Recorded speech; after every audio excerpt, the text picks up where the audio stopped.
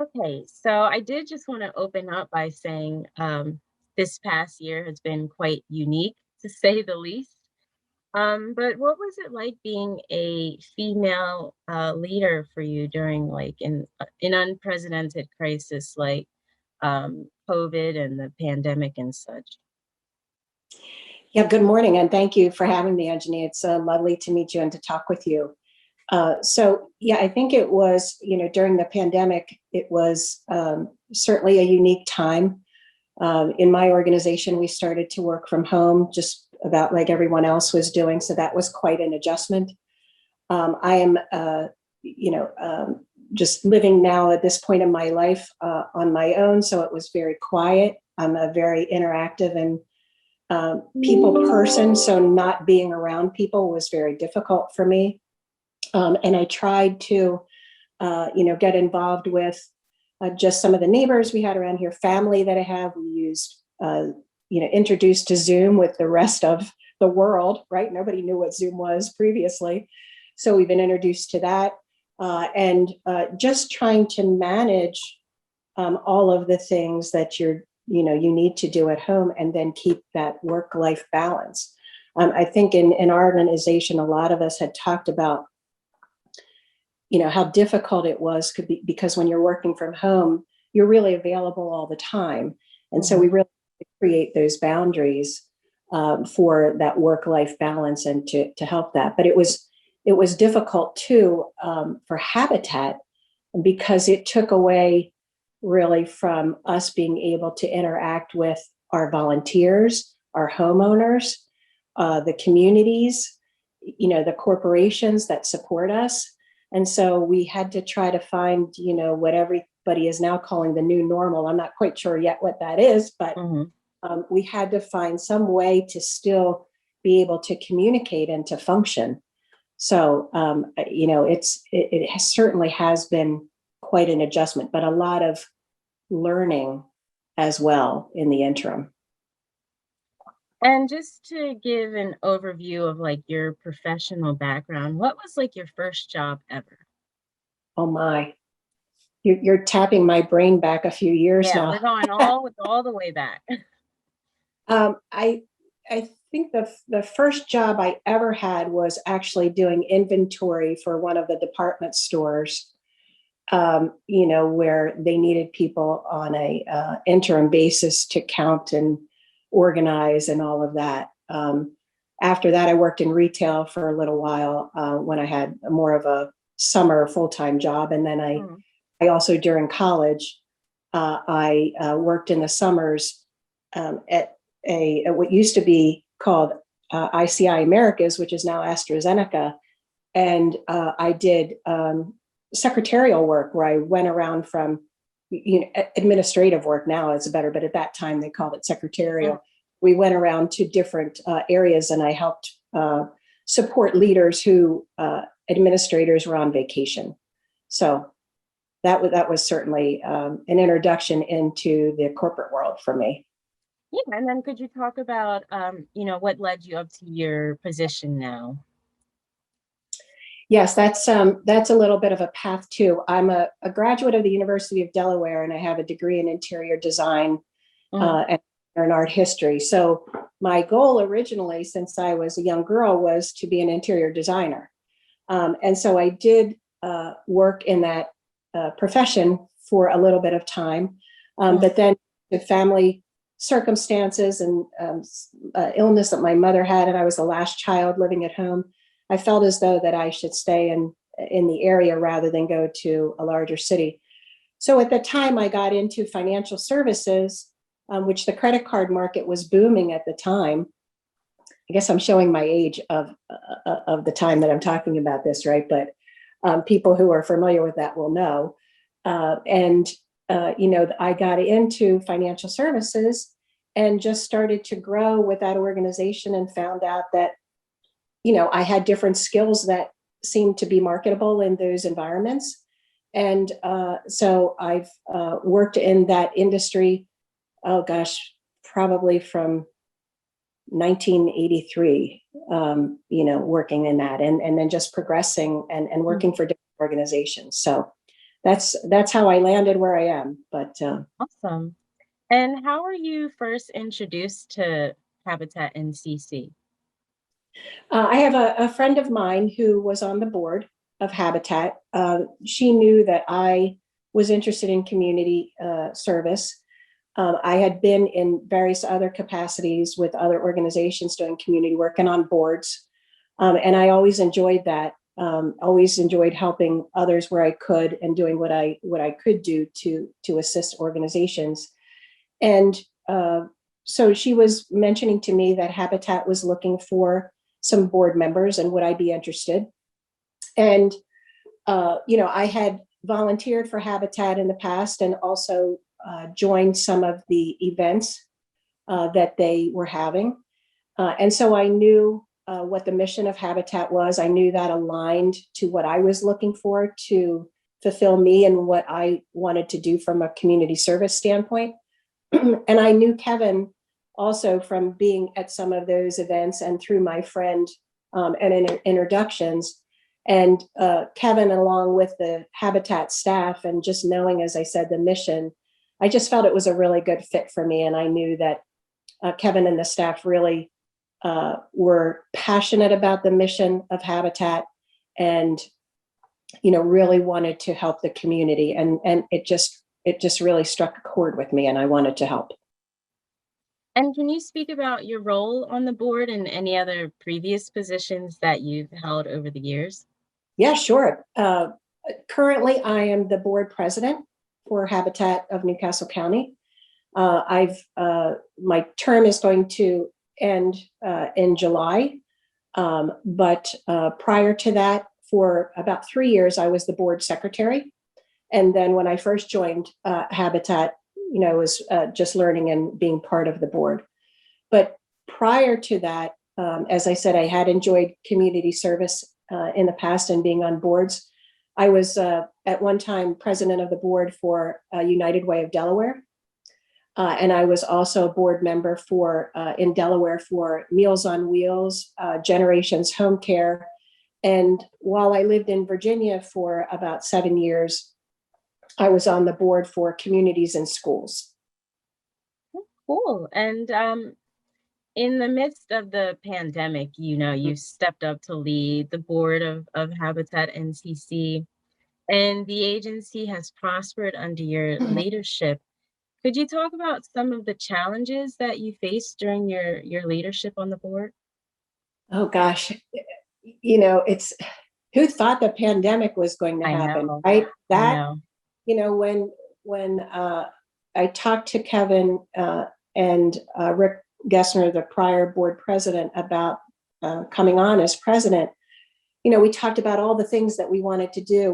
We had been working on a strategic plan and trying to look out 5 years. We were trying to see other things, that we could do to support the community and how we would do that, and talk to the leaders within the Wilmington vicinity and to see how they could support Habitat. So, then the pandemic hit and our whole outlook had to shift really because, in that time, everything just started to unfold. What we knew for sure going in was that everyone, everywhere was impacted, but we needed to find a way to keep things going because our homeowners were depending on us. We had people who were looking for homes who were in, bad home situations of where they lived. And the community, we were looking to serve them as well. And really thinking about other people and about our mission really drove us to try to think creatively as much as we could. So at that time, we formed a crisis team. We were all working from home. Again, Zoom was now our daily friend.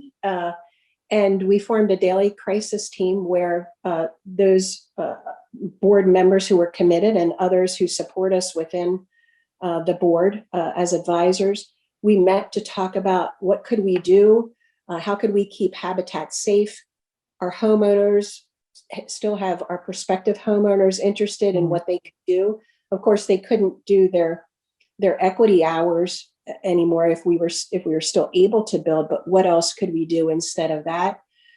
We wanted to secure things for our volunteers because we have such a great volunteer base. We didn't want to lose that base, but we wanted to keep them informed and keep them mindful of what we were doing, how we were keeping things safe so that they would feel good when they were ready to come back. We talked to community leaders, individuals that had been prior donors, corporate donors, because that had all changed. We got a lot of volunteer efforts from our corporate donors, which are always great supporters, and we weren't able to use those. So we really had to try to think outside the box, and I think we did a really great job through that. And thanks to Kevin and his leadership team, and along with the entire Habitat staff, the commitment of all of those folks and the entire board was just, for me, very inspiring during that time. It felt like there wasn't anything we couldn't do, despite the things that had been brought to us with such a pandemic environment that we had never seen before. Absolutely. And I will say, they always say you never know what you're capable of until go through something significant. And right, the fact that the Habitat staff and the team were able to adjust during this uncertain time was quite amazing, to be honest with you. It really was. It really was. Kevin and I talk about this a lot. It was just when we first started to have the conversation, I think we all felt, hey, you're all dealing with your own personal and struggles, and yourself trying to keep you and your family and everyone that you love safe. So, it felt like such a dire task when we looked at it. It was like, how are we going to support, what we need to for all of the people who are depending on us, and how are we still going to get the funding to continue to do what we need to do? And just the community stepped up. Everybody did. As I said, it was truly just amazing, but it was a lot of hard work, and Kevin and his leadership staff, did just a phenomenal job presenting options to us on the board, and us thinking as a board of different ways. And I think asking the right questions and just trying to do the best we could in that type of situation. And what have you enjoyed about serving on a board like Habitat, and getting to converse with other members that are passionate about Habitat's mission and vision? Yeah, thank you. I think what term you used said it best, right? The passion. I think when you join a board, you do it because your values and what you want to do align with the mission of that board. And we have a tremendous supportive board, and they are all passionate about what we do and supporting that mission, and supporting the communities. And I think we learn from each other. We all come from different backgrounds and experiences, age groups, living conditions, living areas, and as you grow yourself, and you're coming into the world of business, and wherever things are taking you, you bring all those experiences with you from a young age forward. Absolutely. So and that diversity on the board is done strategically for that purpose, because you need people with different experiences and backgrounds to bring the best things to the table, and the creative minds. So if you had everybody that was alike, you wouldn't get much further. And just the thought processes and the creativity and the perspectives that the board brings together. We just learn a lot from each other, I think, and we ask questions. We show up when we need to. We're prepared when we're having the board meetings to have the conversations and make the tough decisions that we need to. And so it's just been a privilege and an honor for me to have been asked and to lead the board over this year. And speaking of board members, there have been a number of new board members recruited and placed on the board during your tenure. Can you tell me about that process and what do you think makes a good board member? Yeah, so we always know where we're going to need new board members, because we have board members that are rotating off of the schedule, because we do have term limits for the board, and that's done also, to keep the board fresh and to keep new people. You don't want to have the same people over and over again without new people coming to the table. And so, we had quite a few candidates that, we found through either other board members or through one of the leadership boards that, we use, or I shouldn't say leadership board, but a leadership service, I guess, that we had for nonprofits. And, we also talked to board members if they knew anybody, because there are things too in the board. When you lose specific board members, you lose also their expertise. Mm-hmm. And so if we're missing then that expertise, whether it be finance or, government type relationships or marketing, human resources, whatever that may be, you want to be able to target people to fill that void. Mm-hmm. And so that's kind of the process that we have. And we bring the candidates, we interview each of the candidates, we see what their best fit is. We ask them what they want to do to make sure that what their needs are aligned to what we're looking for and to the mission of Habitat.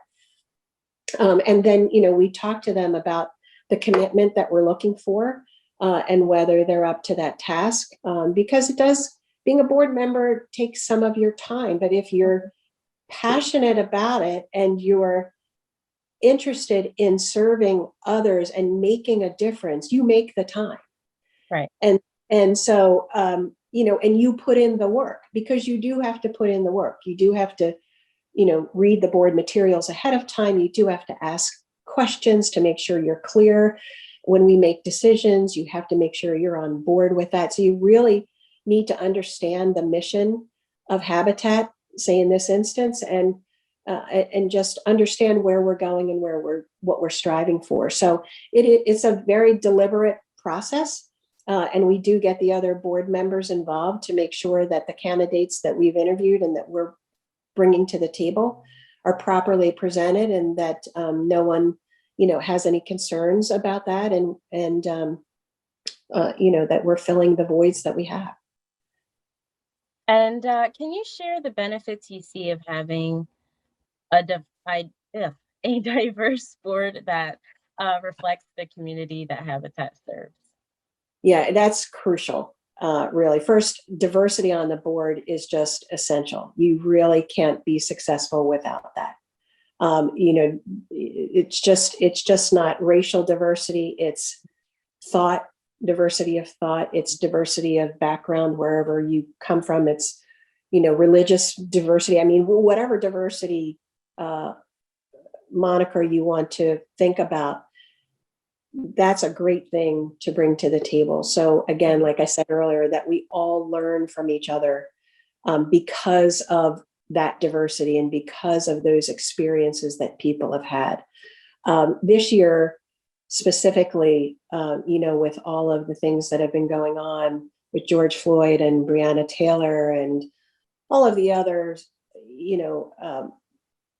just conversations that we've had on race and equality.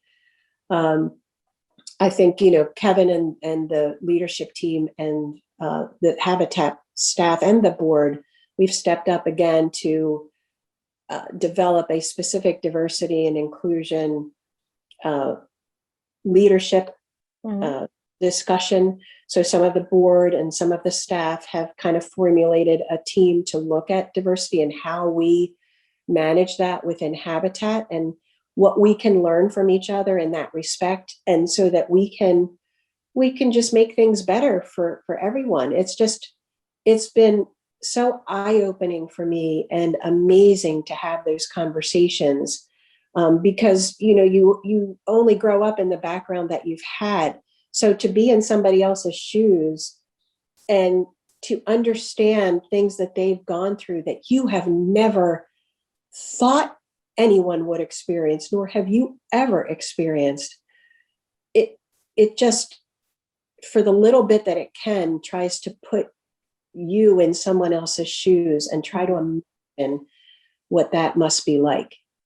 And so it's been courageous to have those conversations. People have been very open, and I've just learned so much about that, about others and how to deal with things, and things that maybe you would have said in the past that you had no idea what input that might have been to someone else hearing it. And so it's just, I think we've done a great job with that also. Absolutely. Yeah. So, but diversity, is absolutely key on a board for all of those reasons. Not to mention, you see that for the staff, we have a diverse staff, and we have a diverse community, right? So you've got to bring all of those things to the table to make sure that everyone that is involved and that we're working with feels that we're hearing them and that we're embracing, all of those differences, and we're doing something to make sure that everybody feels comfortable and that everybody feels heard. And so it's just, that's been one of the most tremendous things, I think, about this year. Absolutely. And as an organization that is works so closely with the community, it's important to ask, what the community needs rather than, what or saying like, we need to do this for you or you need this. It's important to ask what the community needs. Absolutely. Absolutely. And that's why, I think, as we've done things as part of that, going into the community, I've been part of doing door-to-door surveys, in the Wilmington communities, and saying, we have programs that can help. Would you be interested? And if you were, what would you be interested in? Like, how can we make your living conditions better? How can we help you? And so, it's just through church organizations that are in the local community, all of those things have been helpful to us. And as you transition from your position on the board and your current position at Chase and into the next phase of your life, what legacy do you hope to leave behind as far as your involvement with Habitat is concerned and on the board?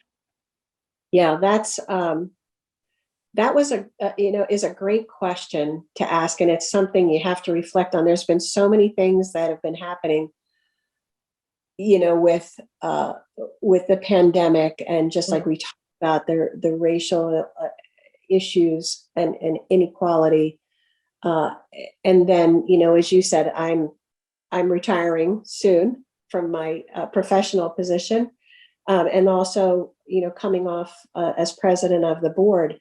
But just it's a great question, because trying to think of what legacy, and gosh, that's a powerful thing to have to think about, right? You're like, hopefully, I am still going to be involved with Habitat. And so that's something I'm not willing to step away from. Because I'm, committed to helping Habitat in any way possible. And so, I will continue to do that. There are things that we're doing at Habitat that I just need to see come to fruition.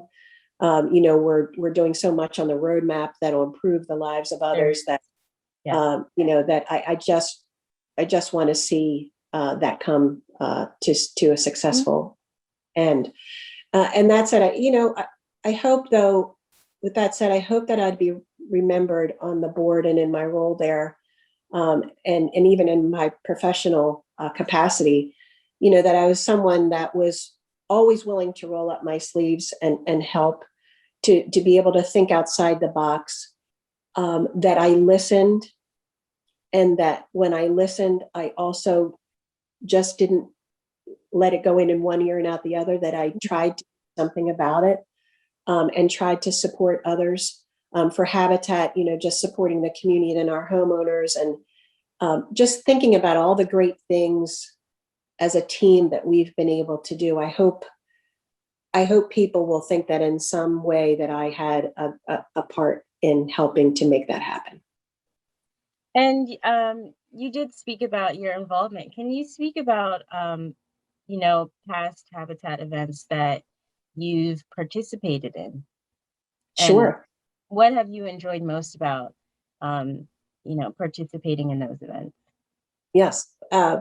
So yeah, been now on the board for a while, and as I said, through my friend that introduced me to Kevin and the Habitat community, I've been involved in. As I said, I had done the door-to-door surveys. I've met and called supporters. I've done the women's build, and that was a lot of fun to do that. I found out I'm probably not very good with, a hammer and some of those things, but I can nail put a nail in the wall. That's pretty good. Right. Other than that, I'm not too sure how proficient I am at that. The Rock with the Block, and some of the fundraising events that we had. We used to do in the fall, a walk and a run to benefit Habitat. We did that. I did that several years. We had some auctions that I participated in, and also a Brush with Kindness breakfast. We've done that for a few years, and then the annual golf outing. I never played. I'd be honest, I never stayed to play for golf because I haven't golfed for quite a number of years, and they probably would just tell me to ride in the cart. But I did stay. You and me both. Stay for the event. So I just want to be transparent about that. And when I say I participated, but I think for that, it's again so important to me, and I talk to new board members about this, is for us to try to get involved with as much as we can to understand each of the facets of the Habitat organization, and then to show support for that. Again, you don't come on a board without wanting to be supportive, and therefore, if you're going to be supportive, you have to show your support in the events. It's important to the community. It's important to the staff.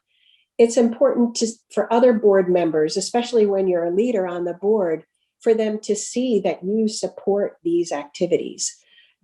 And it's important to me that I do it, because I feel like if you're on a team, which I think when you're on a board, you're on a team and you're supporting, you have to show up. And so it's important to me to have done those things, and I continue to do as much as I can with whatever activities that we have to show that support.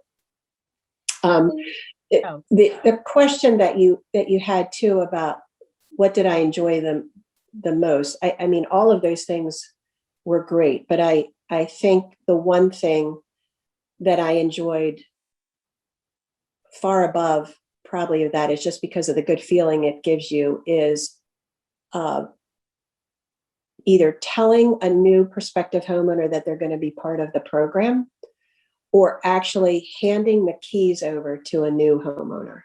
Mm-hmm. That, without a doubt, for me, is probably one of the best and most fulfilling experiences I've ever had, hands down. Absolutely.